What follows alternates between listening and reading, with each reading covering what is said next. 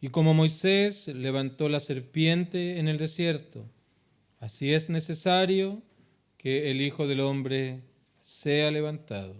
Y nuestro tema se titula El remedio de Dios para el alma. Y quiero comenzar con una ilustración que es bastante obvia para todos. Sabemos lo que significa estar enfermo.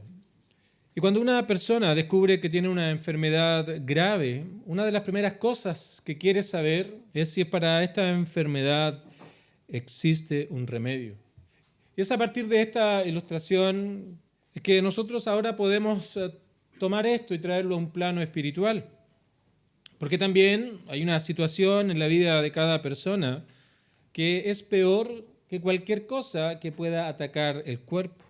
Y me refiero, por cierto, al gran problema del pecado.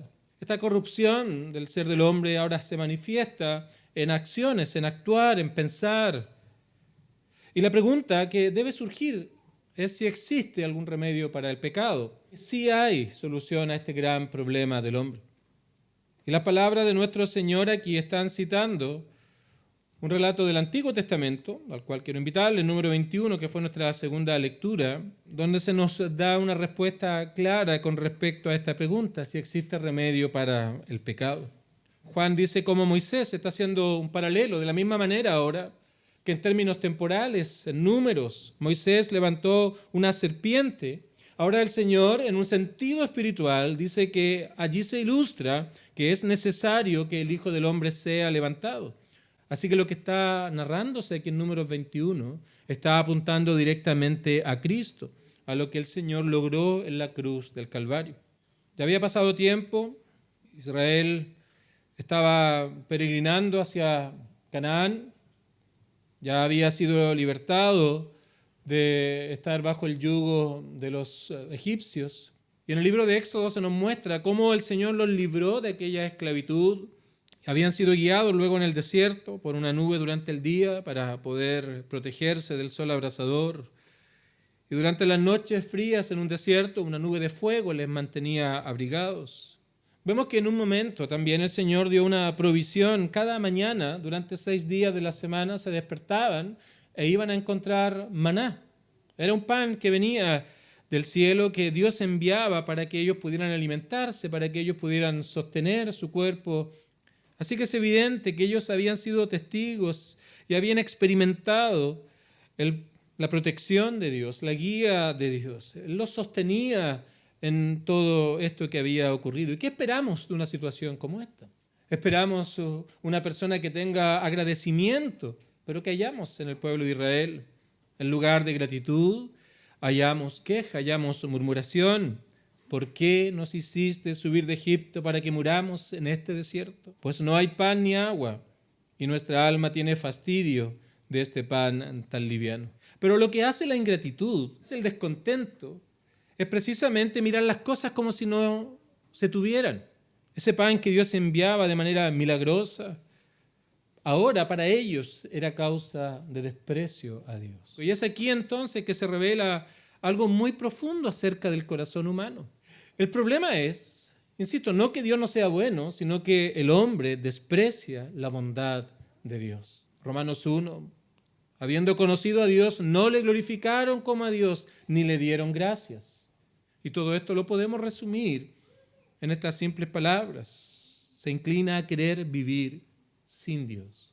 Y a esto la Biblia le llama pecado. Errar el blanco para el propósito por el cual nos ha llamado, a hallar deleite en Dios, en obedecer a Dios y vivir para su gloria. Y ahora viene la respuesta de Dios a esto. Versículo número 6.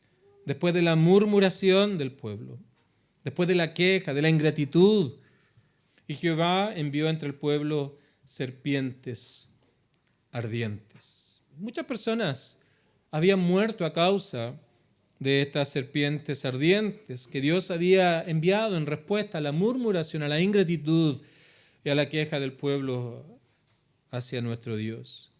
Y esta escena del versículo 6 es una escena poderosa. En primer lugar, porque es una imagen tan hermosa y clara de lo que el pecado es. Porque el pecado es como un veneno. Un veneno que no se queda en la superficie, sino que ha corrompido a todo el ser humano. tanto en su cuerpo como en su alma. Así que este veneno del pecado corrompe la mente, inclina la voluntad no a Dios sino al mal, desordena los afectos y endurece la conciencia. Pero el problema es que su naturaleza misma está inclinada contra Dios, lo que se refleja, se evidencia en pecados que son cometidos día tras día.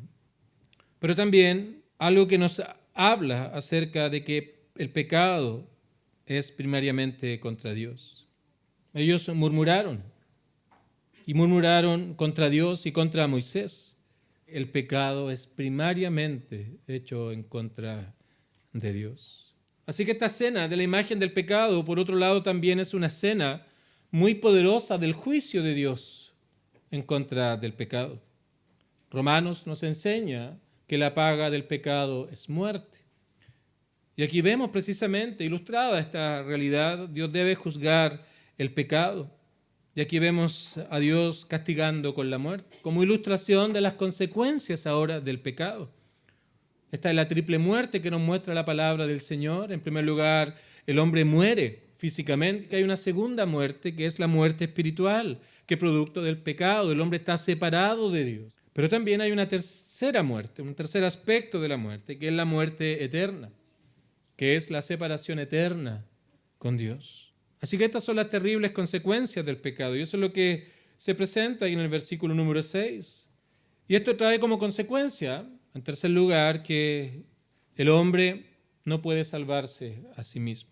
Se despliega la incapacidad total del hombre para por sí mismo poder estar a cuentas con su Creador.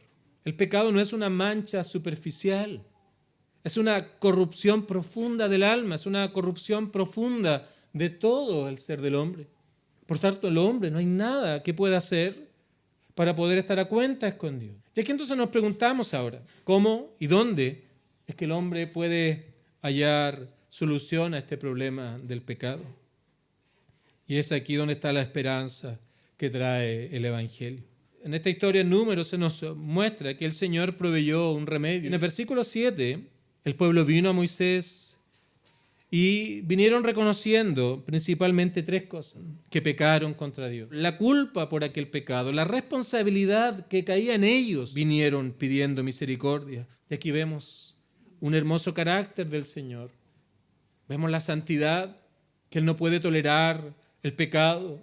Vemos su justicia, que Él castiga el pecado, pero también vemos esto maravilloso del carácter de Dios, su amor, su bondad y su misericordia. Él en su misericordia da el remedio para que estos hombres puedan ser sanos de la mordedura de la serpiente. ¿Qué hace el Señor? Versículo 8. Le dice a Moisés: hazte una serpiente ardiente y ponla sobre un asta. Y cualquiera que fuere mordido y mirara a ella, vivirá. Así que hay un medio y hay una promesa. Por cierto, no era el bronce que sanaba, era la promesa que se recibía con fe. Y este símbolo apuntaba hacia Cristo. Y les invito a que volvamos a Juan 3, versículo 14. Nuestro Señor toma esa historia, toma ese relato y dice las siguientes palabras: y como Moisés levantó la serpiente en el desierto, así es necesario que el Hijo del Hombre sea levantado. Cristo ahora fue levantado en la cruz. Y allí en la cruz ocurrieron cosas extraordinarias. Y murió para que todo aquel que confía en Él no perezca, mas tenga vida eterna. Así que este es el verdadero remedio para el problema del pecado. Es Cristo, el verdadero remedio para el gran problema del pecado de la raza humana. Ahora miramos por la fe a Cristo en el Calvario, experimentando las consecuencias eternas. Y cuando tú crees en Cristo como el único mediador, el Señor te trae de muerte a vida. Y esa es la libertad que nos da el Evangelio. Nos libra del dominio del pecado, de la culpa del pecado, de las consecuencias eternas del pecado. Pero no hay otro remedio. No hay otro Salvador. Mirarás a Cristo. Abandonarás toda esperanza en ti mismo. Descansarás en Cristo y en todo lo que Él hizo en la cruz del Calvario, para que tú puedas tener vida eterna y una esperanza gloriosa. Que el Señor nos ayude a todos.